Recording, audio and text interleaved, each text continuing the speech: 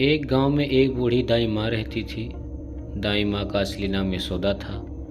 दाई माँ अपने काम में इतनी होशियार थी कि बड़े बड़े डॉक्टर भी उनको हाथ जोड़कर नमस्ते करते थे। दाई माँ यूपी के छोटे से गांव की रहने वाली थी। बचपन में एक महामारी में दाई माँ के माता पिता का स्वर्गवास हो गया था।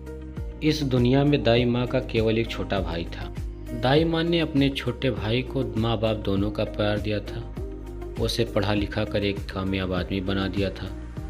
दाई माँ ने अपना सारा जीवन अपने छोटे भाई को समर्पित कर दिया था। सही समय देखकर दाई माँ ने अपने छोटे भाई का अच्छे परिवार में विवाह किया। छोटे भाई का नाम कन्हैया था। दाई माँ अपने काम में इतनी होशियार थी कि उनके गांव और आसपास के गांव में उनका नाम और सम्मान था। लोग दूर दूर से उनके पास आते थे। लड़का पैदा हो या लड़की, दाई माँ को सब दिल खोल कर उपहार दिया करते थे। छोटे भाई की शादी के बाद दाई माँ के दुख के दिन शुरू हो गए। छोटा भाई अपनी पत्नी का गुलाम बन गया। उसकी पत्नी दाई माँ से नफरत करती थी। वह पति की संपत्ति में दाई माँ को हिस्सा नहीं देना चाहती थी। दाई माँ कृष्ण भगवान की सच्ची भक्त थी, इसलिए वह जन्माष्टमी से एक दिन पहले मथुरा के कृष्ण मंदिर में जाती थी और जन्माष्टमी के दूसरे दिन घर आती थी। इसी बात का फ़ायदा उठाकर दाई माँ का छोटा भाई अपनी पत्नी के कहने से गांव की सारी संपत्ति को बेचकर दोनों साथ में ही शहर निकल गए।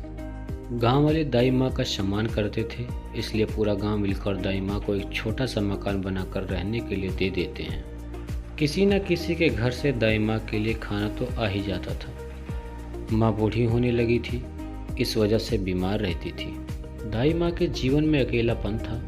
एक गिलास पानी पीने के लिए दाई माँ को दूसरे के सहारे की ज़रूरत पड़ने लगी थी। सर्दी की रात दाई माँ का कोई दरवाज़ा खटखटाता है। दाई माँ जैसे ही दरवाज़ा खोलती है, एक आदमी उसके पैरों में गिर जाता है।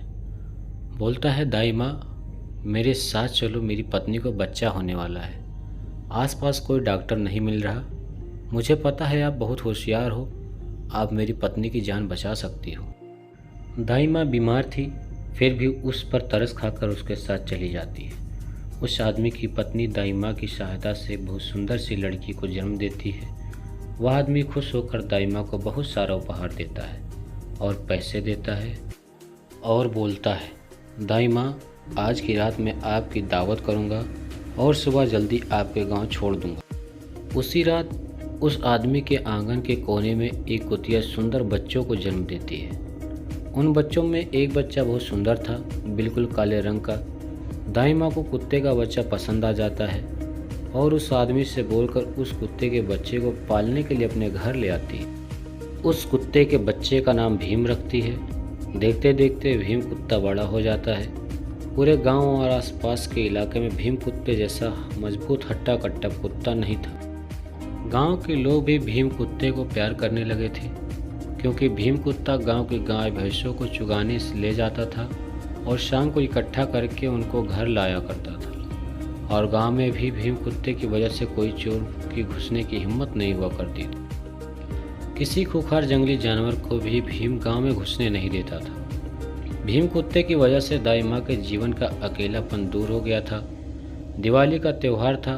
दाई माँ के मन में शहर घूमने और शहर से कुछ सामान लाने का विचार आता है।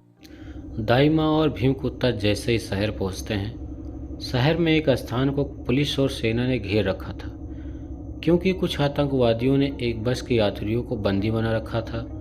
आतंकवादियों की मांग थी अपने साथी को छुड़वाने की। भीड़ देखकर दाई माँ और भीम कुत्ता भी देखने लगते हैं। बस में से एक महिला दाई माँ को आवाज़ लगाती है, दीदी हमारी जान बचा लो।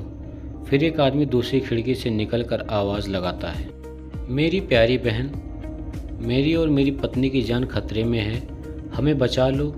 और तेज़ तेज़ रोने लगता है। भीम कुत्ता यह सब देख रहा था। वह समझ जाता है यह कोई दाई माँ का प्यार करने वाला है और हमारा ही सगा संबंधी है। इसलिए भीम कुत्ता बिना सोचे समझे उन आतंकवादियों पर हमला कर देता है। भीम कुत्ता चतुर, निडर और ताकतवर था। वह उस आतंकवादी पर हमला करता है जिसने ड्राइवर को बंदी बना रखा था। फिर दूसरे आतंकवादियों को धराशायी कर देता है। दो आतंकवादियों को मौका देकर पुलिस और सेना पकड़ लेती है और सारे आतंकवादी पकड़े जाते हैं। बस को मुक्त करा लेते हैं। बस के अंदर जो औरत और आदमी थे वह दाई माँ के छोटा भाई और उसकी पत्नी थे। छोटा भाई और उसकी पत्नी दाई माँ के पैर पकड़ लेते हैं और माफ़ी मांगते हैं। दाई माँ उनको माफ़ कर देती है। जनता, पुलिस के बड़े अफसर और सेना भीम कुत्ते की बहादुरी से बहुत खुश हो जाते हैं। उसको सरकार की तरफ से उपहार दिलवाते हैं। जनता, मीडिया, पुलिस और सेना की सिफारिश पर भीम कुत्ते को पुलिस में सरकारी नौकरी मिल जाती है। दाई माँ अपने इष्ट देव भगवान कृष्ण को धन्यवाद बोलती है। भीम कुत्ते को जब महीने में तनख्वाह मिलती थी तो वह अपनी दाई माँ को साथ लेकर जाता था। दाई माँ की धोती पकड़कर पुलिस के बड़े अफसरों के सामने खड़ा कर देता था।